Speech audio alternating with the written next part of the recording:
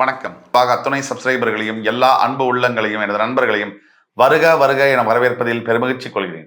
வக்ரதுண்ட மகாகாய சூரிய கோடி சமப்பிரபக அவிக்னம் குருமே தேவ சர்வகாரியேஷு சர்வதா.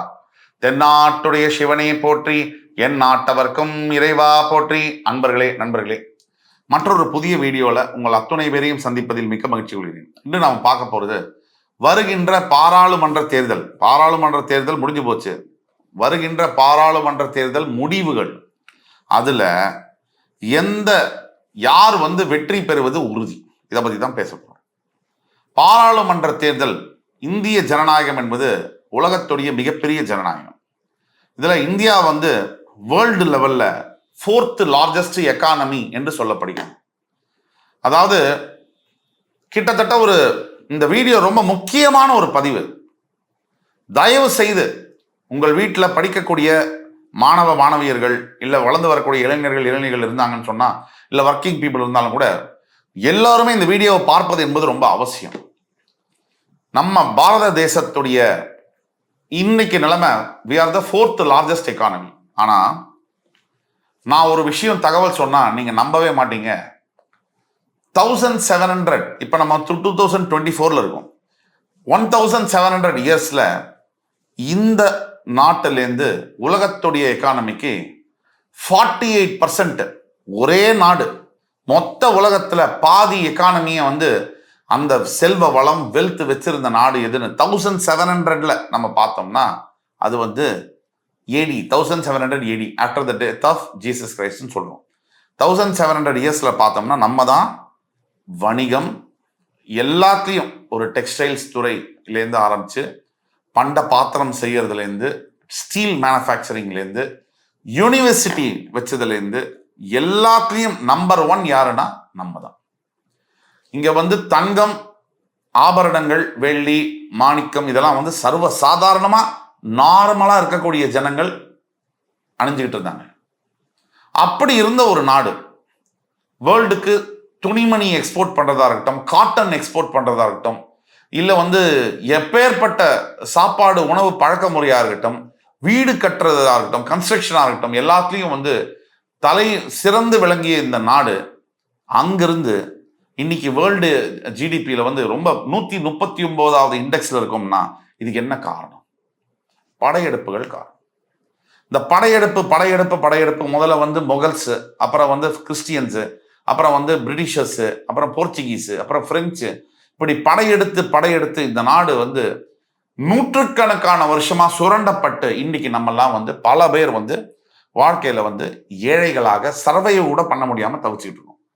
அப்படிப்பட்ட இந்த நேரத்துல எவ்வளவு முக்கியத்துவம் வாய்ந்த இந்த பாராளுமன்ற தேர்தல், நம்முடைய தலையெழுத்தை எழுதக்கூடிய தலைவர்கள் இந்த பாராளுமன்ற தேர்தலில் தன்னை முன்னிறுத்தி வாக்கு கேட்கிறாங்க.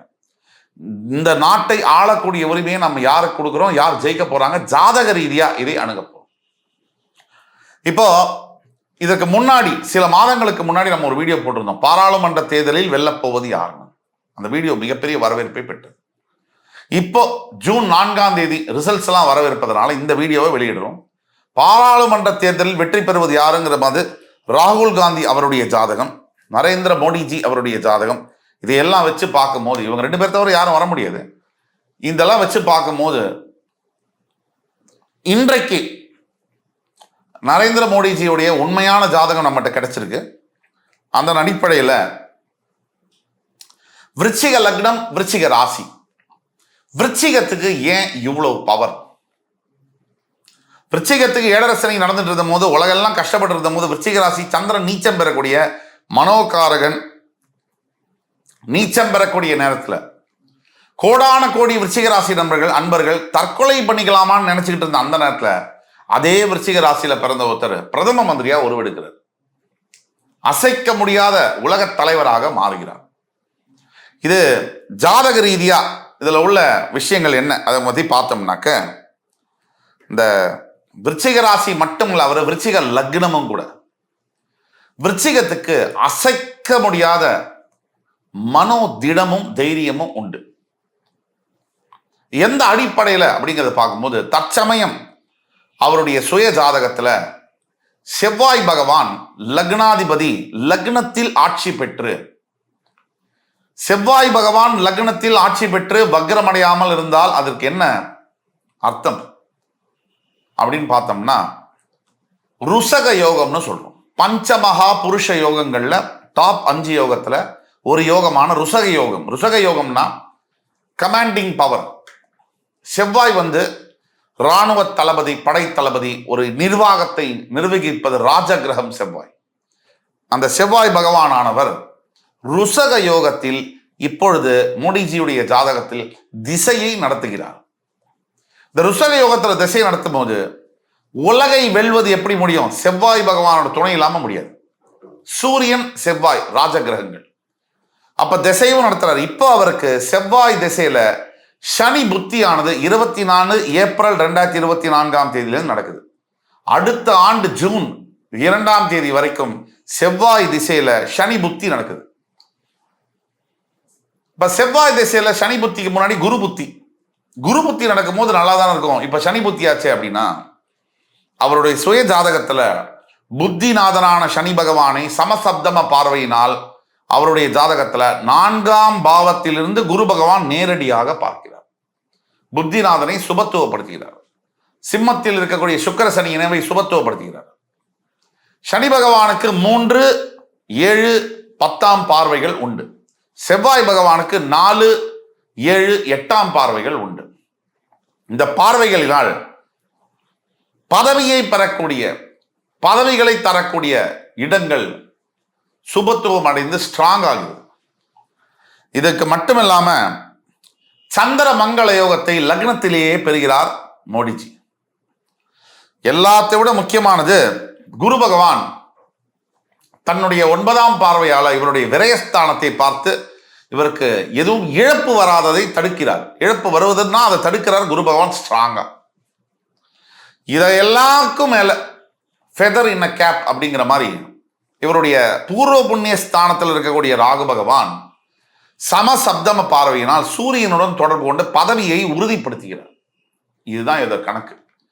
மோடிஜிக்கும் மற்ற தலைவர்களுக்கும் என்ன வித்தியாசம் வருது தனிப்பட்ட முறையில் நான் பேச விரும்பல. ஆனா ஜாதக ரீதியாக இவருடைய லக்னத்திலிருந்து 11ஆம் பாவத்தில் உச்சம் பெறக்கூடிய புதன் பகவான் நிதானம், அகட விகடம், உலக ஞானம், அனாலிட்டிக்கல் பிரெயின்.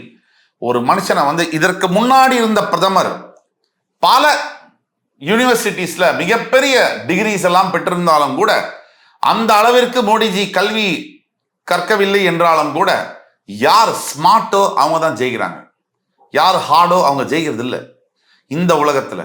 அப்ப அந்த மோடிஜி ஸ்ட்ரீட் ஸ்மார்ட் லீடராக இருந்து உலக தலைவர்களை எல்லாம் கைப்பற்றி இந்தியாவை உலக வரைபடத்தில் நிறுத்தி இருக்கிறார். 2 முறை பாராளுமன்ற தேர்தலில் பேக் டு பேக் விக்டரிஸை சுவைத்து விட்டு இன்று ஹேட்ரிக் அடிக்கிறதுக்காக காத்துக் கொண்டிருக்கிறார். இதுதான் உண்மை. அவருடைய ஜாதக பிரகாரம் எந்த விருப்பு வெறுப்புக்கும் அப்பாற்பட்டு நான் சொல்லக்கூடிய தீர்ப்பு, இந்த ஜாதகம் தான் நமக்கு வேதம்.